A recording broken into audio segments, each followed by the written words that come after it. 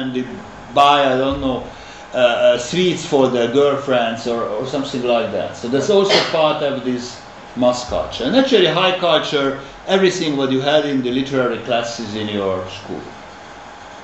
I mean, all of these major men and sometimes women which were creating, I mean, that's something what you call national culture, world literature, etc.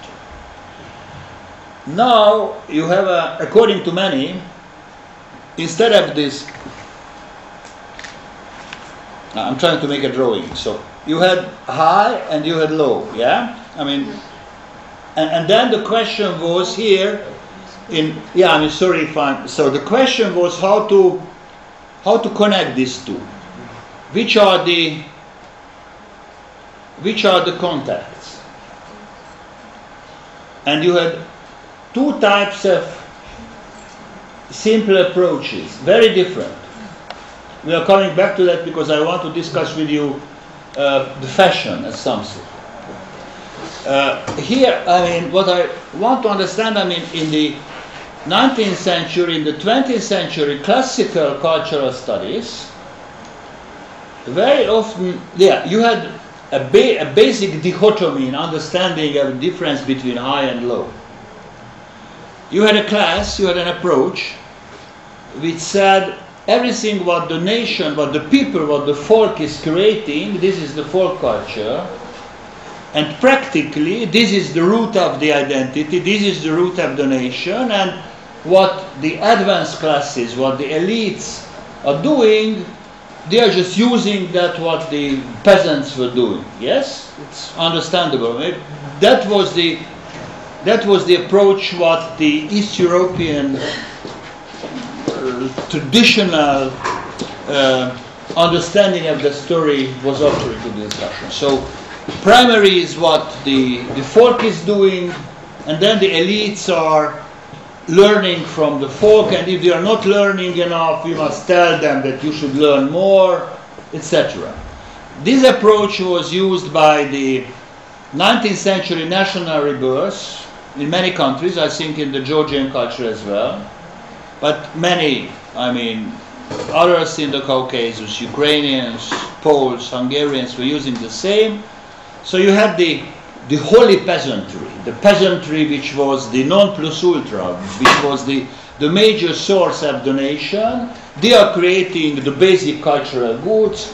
Those cultural goods are collected by folklorists, etc. It's well known for you. But there's another approach, also a 19th century approach, and also justified by many factual collectors and social scientists at that time, which was discussing the other direction. This is a German theory.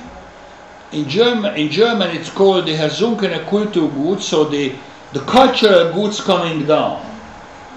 And according to that, not the people, I mean, not the folk is doing the culture, but the culture created by the elite.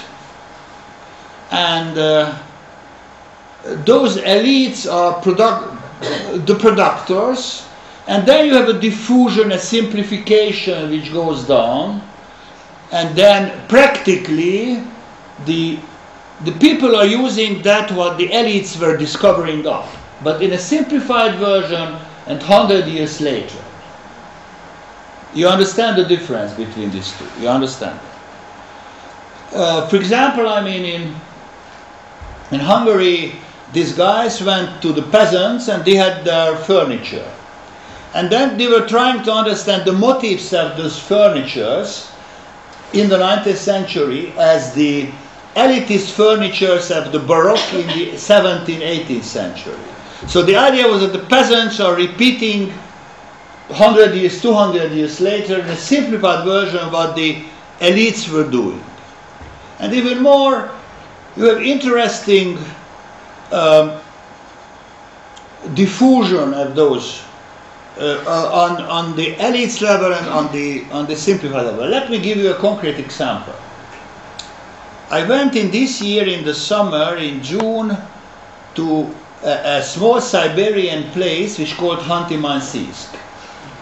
there are two Nordic nations, the Hunti and the Mansi, very small, a few thousand people, which are relatives of the Hungarians. The Hungarians were nomads, kochevniks, and they were coming from Siberia to Europe, etc. So, and you have, as you know, in Russia, around 40 small nations have those Finno-Ugric origin, and the idea was to create a world congress of those Finno-Ugric nations in that remote place in Siberia. So we went there, and then I discovered I'm not an expert on the folklore of the Finno-Ugric nations. That's not that the story.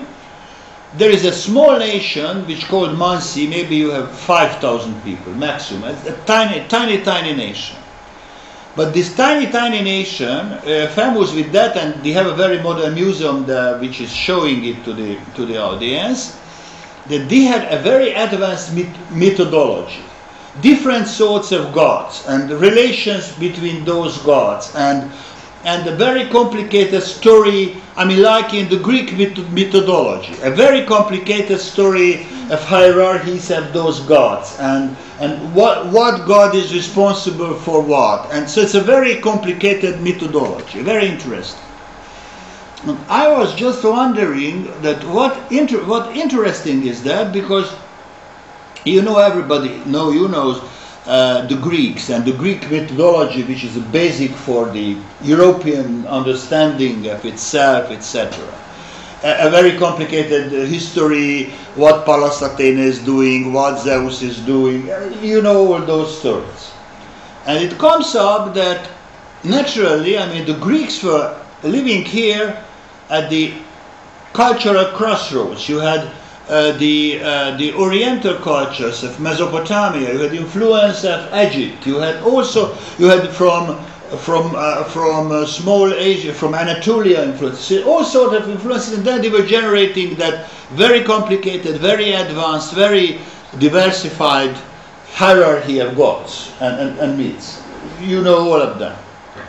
And so practically the Greek methodology is not, actually it's Greek, but at the same time is the general product of all nations of the Middle East, of the Caucasus, etc. coming, even territories of Georgia are involved in that, as you know. So it's a collective good, the Greek methodology, of all of those nations which are creating and generating them.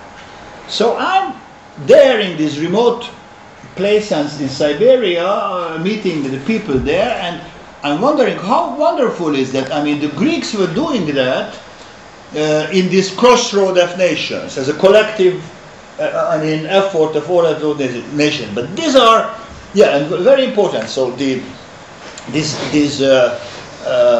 small nomadic nation of Siberia, they are very backward.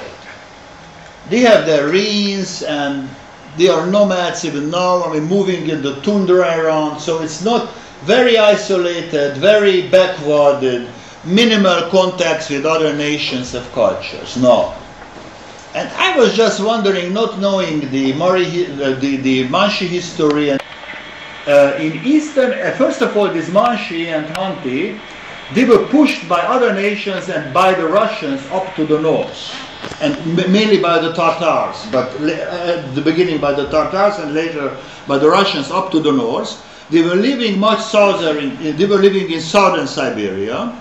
And in southern Siberia, via Central Asia, they had contacts in a way with the Iranian, very high and very advanced civilization. And when I'm speaking about the Iranian civilization, it's not the contemporary Muslim Iran, but the before Muslim 1,500 years ago sort of version, Zoroastric sort of, even before Zoroastric. So they had in Eastern Asia or in Central Asia those contacts, and this tiny nation with that import of this Iranian methodology, it was translated into their own cultural world. The names of those gods were not Iranian names, but Finno-Ugric names, etc. But anyhow, they were importing it. That's what I want to say. So the cultural goods were moving with them up, and they became isolated. Just a footnote to that they had a ritual in which they were killing a horse. It's very interesting because in the high